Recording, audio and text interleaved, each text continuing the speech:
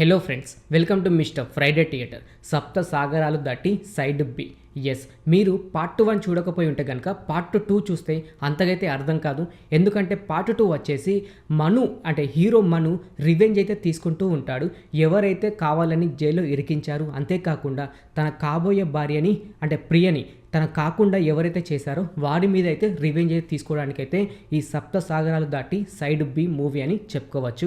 Friends, ఈ సప్త సాగరాలు దాటి పార్ట్ 2 మూవీ రివ్యూ కోసం మాట్లాడుకునే ముందు ఇకపైన ఇలాగే ప్రతి ఒక్క మూవీ రివ్యూ, అలాగే ఓటీటీ రివ్యూ, అంతేకాకుండా వెబ్ సిరీస్ రివ్యూ, ఇలా ప్రతి ఒక్కటి మీరు తెలుసుకోవాలి అని అనుకుంటే మన ఛానల్ని సబ్స్క్రైబ్ చేసుకొని పక్కన ఉండే గంట సింబల్ని అయితే యాక్టివేట్ చేసుకోండి.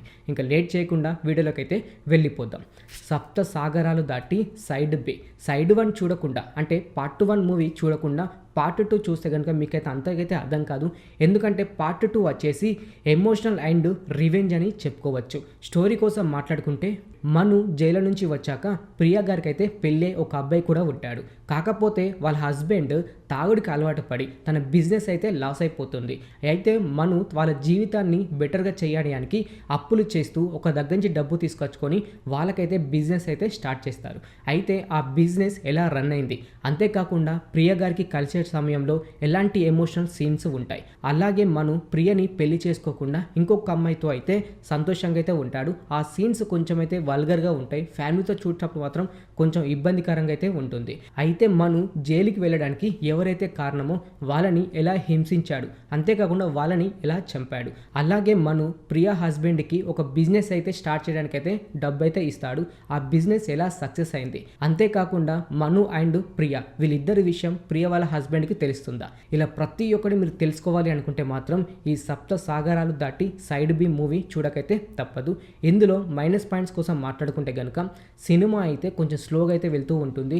అంతేకాకుండా ఎమోషనల్గా ప్రతిసారి హీరో ఏడుస్తూనే ఉంటాడు. అదంత వర్కౌట్ అయితే అవ్వలేదు. ఎందుకంటే కొన్ని సమయంలో ఏడుస్తే, అలాగే కొన్ని సమయాలు మాత్రం సెంటిమెంట్ వాడితే వర్కౌట్ అయితే అయ్యేది. సినిమా స్టార్ట్ అయిన కాంచి ఎండ్ అయ్యేదాకా స్లోగా వెళ్తూ ఎమోషనల్గా ఫీల్ అవుతూనే ఉంటాడు. అంతేకాకుండా పార్ట్ 1లో జరిగిన కొన్ని సంఘటనలు ఆడియో రూపంలో ఇయర్ ఫోన్స్ పెట్టుకొని వింటూ ఆయన జీవితాన్ని అయితే గడుపుతూ ఉంటాడు. ఇందుకే కొంచెం స్లోగా అయితే అనిపిస్తూ ఉంటుంది. మిగతా అంతా ఓకే. ప్లస్ పాయింట్స్ కోసం మాట్లాడుకుంటే బ్యాక్గ్రౌండ్ మ్యూజిక్ అని చెప్పుకోవచ్చు. అంతేకాకుండా కొన్ని సెంటిమెంట్ డైలాగ్స్ అయితే ఉంటాయి. అలాగే ఇంటర్వెల్ సమయంలో హీరో అండ్ హీరోయిన్ వీళ్ళిద్దరు కలుసుకునే సమయంలో కూడా హార్ట్కు టచ్ అయ్యే బ్యాక్గ్రౌండ్ మ్యూజిక్, అంతేకాకుండా ఒక ఎమోషనల్ అంటే చూడగానే ఎమోషనల్గా అయిపోయేలాగా అనిపిస్తూ ఉంటుంది. ఎందుకంటే పెళ్ళి చేసుకోవాల్సిన వాళ్ళు విడిపోయి ఎవరిదాలు వాళ్ళు వెళ్ళిపోయాక అన్ఫార్చునేట్లీ ఒకసారి కలిస్తే ఆ ఫీలింగ్ ఎలా ఉంటుందని అయితే చూపించారు. అంతేకాకుండా మనం స్పెషల్గా ఈ సినిమాలో చూడాల్సి వస్తే కనుక ప్రేమ ఎప్పటికీ చావదు, అంతేకాకుండా ఎవరితో కూడా అలాంటి ప్రేమ ఉండదని కాన్సెప్ట్ అయితే ఈ సప్త సాగరాలు దాటి పార్ట్ 2 అయితే మన ముందుకైతే రావడం జరిగింది. ఫైట్స్ అంటూ ఈ సినిమాలో అయితే ఎక్స్పెక్ట్ అయితే చేయకూడదు. లాస్ట్కి ఒక క్లైమాక్స్ ఫైట్ అయితే ఉంటుంది. అది కొంచెం కనీసం 10 to 15 మినిట్స్ అయితే ఫైట్ అయితే ఉంటుంది. కాకపోతే ఆ ఫైట్లోనే లాస్ట్ క్లైమాక్స్ ఏదో ఒకటి అయితే అవుతుంది. అది ఏమైందో మీరైతే సినిమా చూసి అయితే తెలుసుకోవాలి.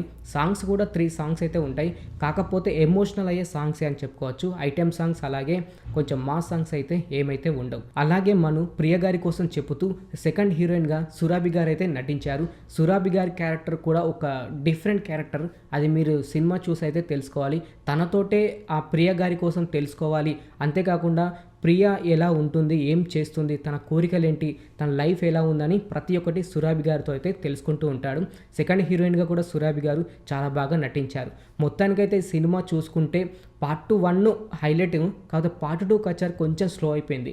ఎమోషనల్ ఎక్కువగా వర్కౌట్ అవుతుంది అనుకున్నారు, కానీ అంతకైతే అవ్వలేదు. అంతేకాకుండా ఎప్పుడు హీరో డల్గా ఉండడం ఇదే కొంచెం వర్కౌట్ అయితే అవ్వలేదు. కాకపోతే వన్ టైమ్ అండ్ వాచ్ అని చెప్పుకోవచ్చు. ఫ్యామిలీతో చూసినప్పుడు మాత్రం కొన్ని సీన్స్ అయితే ఇబ్బంది పడకైతే తప్పదు. ఓకే ఫ్రెండ్స్, చూశారు కదా సప్త సాగరాలు దాటి సైడ్ బి మూవీ రివ్యూ. ఇప్పుడు చూసుకుంటే అయితే ప్రైమ్ వీడియోలో అయితే స్ట్రీమింగ్ అయితే అవుతుంది. ఒకసారి వెళ్ళి చూడడానికి అయితే ట్రై చేయండి. ఓకే ఫ్రెండ్స్, ఇంకిలాగే ప్రతి ఒక్క మూవీ రివ్యూ అలాగే వెబ్ సిరీస్ రివ్యూ ఇలా ప్రతి ఒక్కటి మీరు తెలుసుకోవాలి అని అనుకుంటే మన ఛానల్ని సబ్స్క్రైబ్ చేసుకొని పక్క నుండి గంట సింబల్ని అయితే యాక్టివేట్ చేసుకోండి. మరొక వీడియోతో మీ ముందుకు వస్తాను. Thanks for watching.